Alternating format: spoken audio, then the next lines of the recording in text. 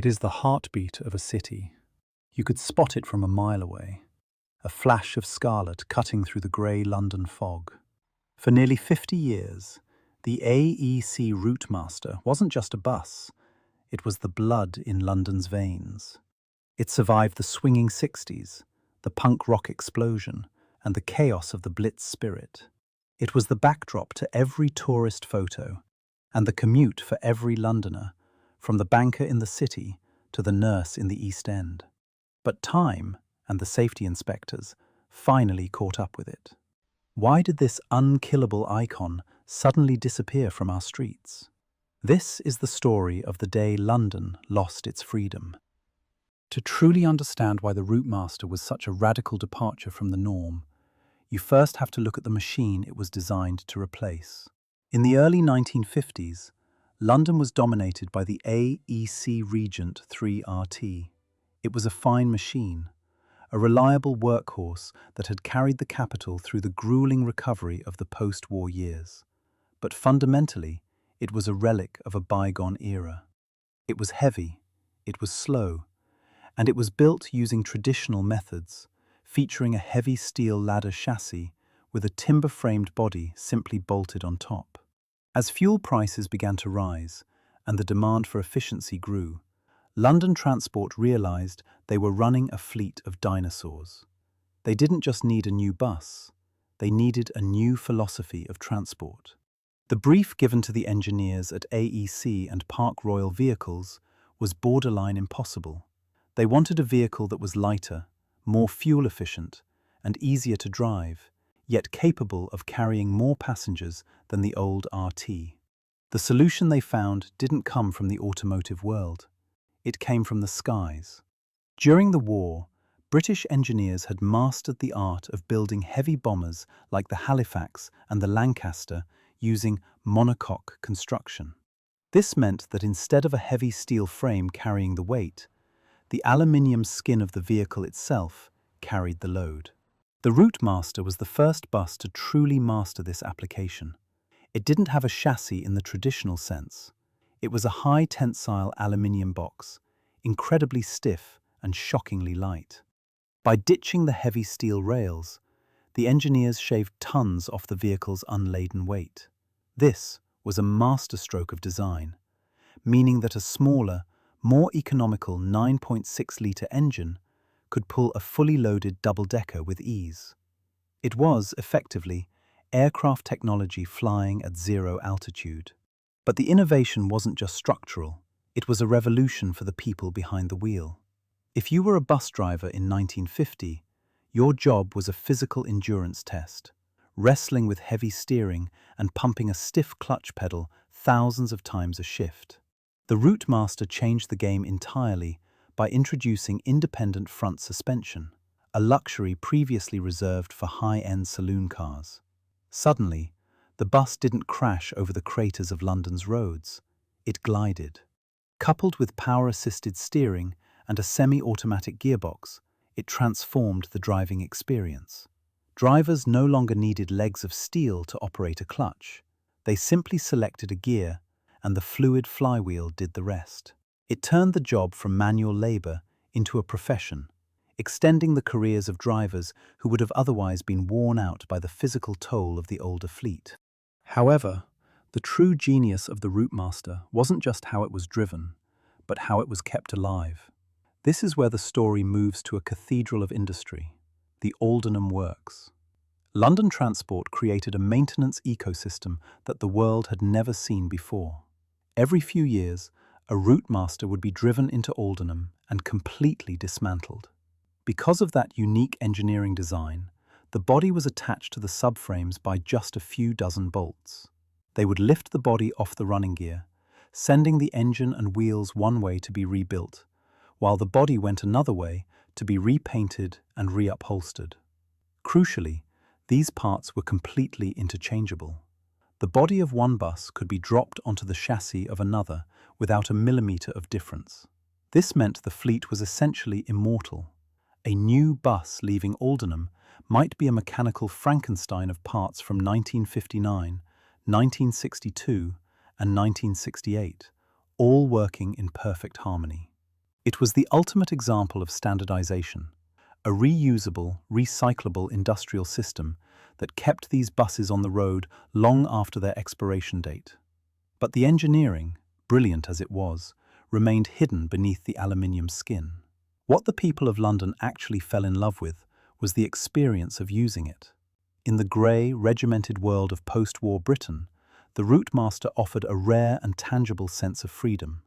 The defining feature was, of course, the open rear platform. It changed the psychology of travel completely. You were not a passive cargo waiting to be loaded and unloaded at designated stops. You were an active participant in the city's rhythm. If the traffic ground to a halt on Oxford Street, you didn't sit there in frustration. You simply grabbed the white pole, swung yourself out, and walked. If you saw a friend across the street, you jumped off. It was a system that treated the passenger like an adult, capable of judging their own risk. It made the bus feel less like a public service and more like a fluid, living part of the street itself. Central to this experience was the conductor. In the modern era, we are used to interacting with screens, card readers, and automated gates. But the Routemaster was a deeply human environment. The Clippy, with their ticket machine hanging from their neck, was the master of the lower deck. They were the unofficial tour guides, the comedians, and the caretakers of the capital. They helped mothers lift prams onto the platform, they woke up commuters who had fallen asleep, and they kept the peace on Saturday nights. The presence of a conductor turned a metal box into a mobile social club, a place where conversation was possible and where safety was managed by a person, not a sensor. However, as the swinging 60s gave way to the economic gloom of the 70s and 80s, this human touch began to look like a fatal financial flaw. The world of public transport was changing rapidly, driven by a new philosophy: one-man operation, or OMO. Transport planners realized that if the driver also collected the fare, they could halve their wage bill overnight. New buses were designed with doors at the front and a ticket machine next to the steering wheel. They were boxy, slow to load, and impersonal, but they were cheap to run. The Routemaster, requiring a crew of 2 to move 64 people, suddenly looked like an extravagant luxury that a struggling economy could no longer afford. By the 1980s, the wolves were truly at the door. The deregulation of Britain's bus industry meant that London transport was broken up and privatized. The new private operators were ruthless about efficiency. They looked at the balance sheets and saw the Routemaster not as an icon, but as a hemorrhage of cash. Logic dictated that the fleet should have been scrapped then and there, replaced by modern, driver-only vehicles. But something strange happened. The people of London, usually so reserved, refused to let them go. The bus had transcended its function to become part of the city's identity, as essential as the Tower of London. Public pressure forced the operators to keep them running on key central routes, turning the Routemaster into a survivor.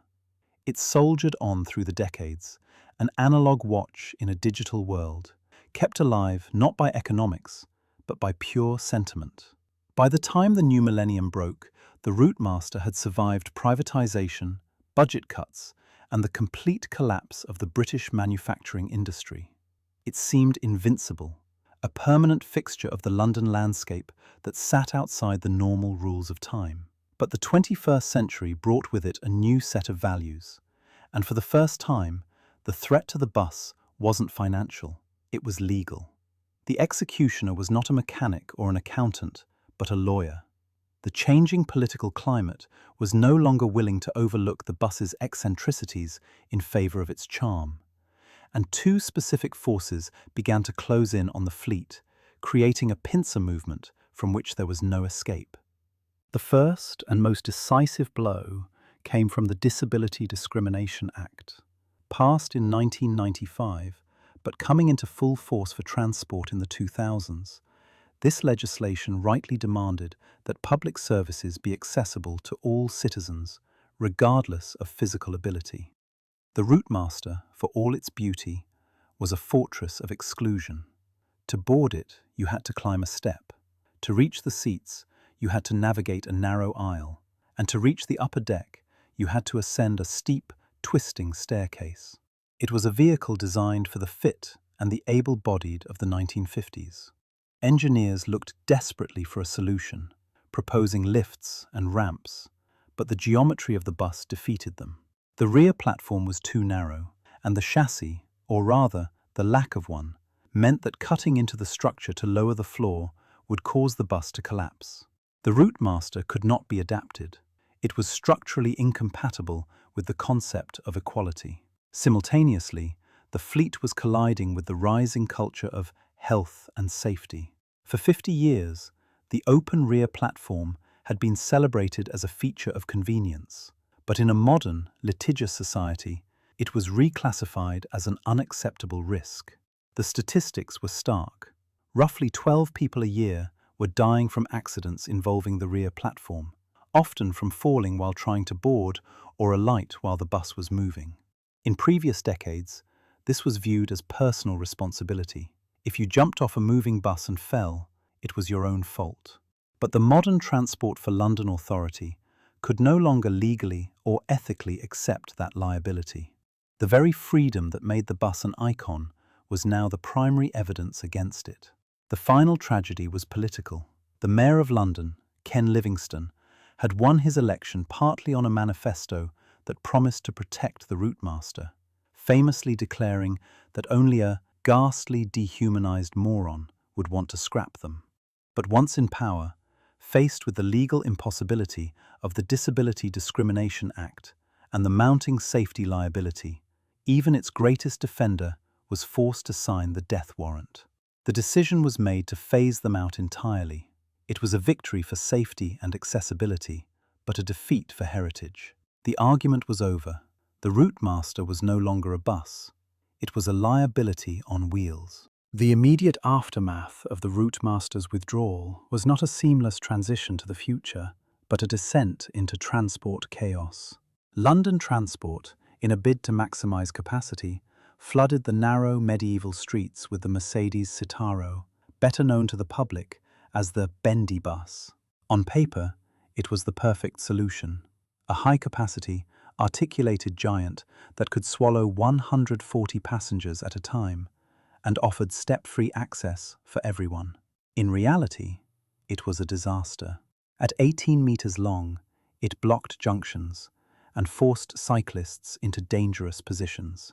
It encouraged mass fare evasion, as passengers could hop on through any of the 3 doors without passing the driver, earning it the nickname, the free bus.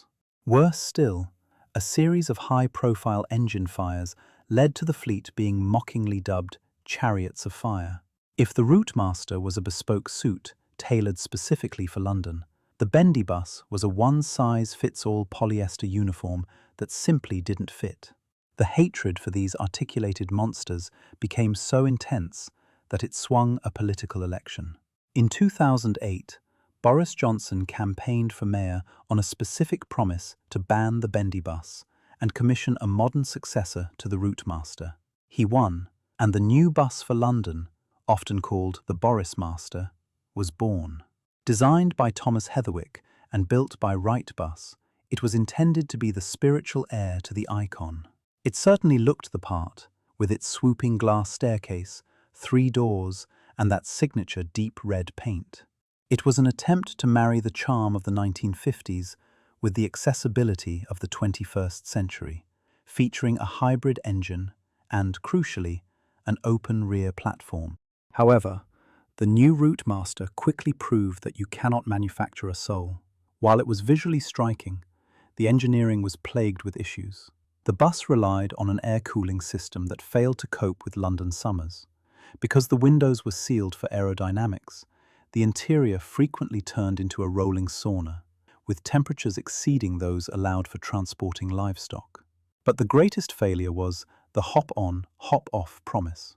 To operate the rear platform safely, the bus required a second crew member, just like the old days. When funding for these customer assistance was cut, the drivers were forced to keep the rear doors permanently closed between stops. The defining feature of the bus became a piece of useless decoration. Ultimately, the new Routemaster was a pastiche, a theme park version of the original that captured the look, but failed to capture the liberty of its predecessor. Today, the capital has moved on. The streets are dominated by silent electric hybrids that are safer, cleaner, and undeniably efficient. Yet, standing on a corner in the rain, it is hard not to feel that London has traded its soul for sterility. The Routemaster survives now only as a tourist attraction on Route 15, a museum piece in a digital world. It was a machine that trusted us to be adults, a symbol of a time when liberty was valued over liability. The red paint remains, but the spirit has faded. If you ever rode the platform, share your memory below, because while the metal may be scrapped, the legend never truly dies.